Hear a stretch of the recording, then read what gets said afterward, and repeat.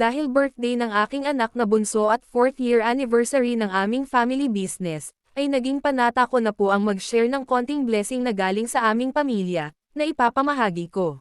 Every August 25 nag-share po ako ng konting blessings, at salamat sa Diyos at 4 na taon ko na po itong ginagawa, bilang pasasalamat ko din ito kay Lord na sa kabila ng aming mga pagsubok na aming nararanasan nung panahon ng pandemic at kahirapan, sa panahong nawalan ng trabaho ang aking asawa ay hindi niya kami pinapabayaan at may mga taong naging instrumento, upang kami matulungan. Gusto ko din pasalamatan ang mga taong nagtiwala at naniniwala sa amin sa mga panahon na iyon, para makapagsimula sa aming negosyo, kaya ngayon binabalik ko din ang tulong nila sa iba.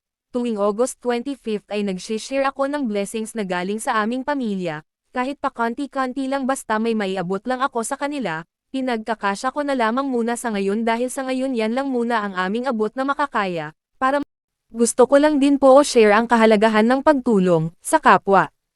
Mahalaga ang pagtulong sa kapwa sapagkat nagiging magandang halimbawa ka sa iba, na ipapakita mo ang kabutihang pagkamatulungin at pagpapahalaga sa ibang tao. Ang pagtulong sa kapwa ay masarap sa pakiramdam lalo na kung bakas sa mga ngiti ng iyong natulungan ang kanilang kasiyahan.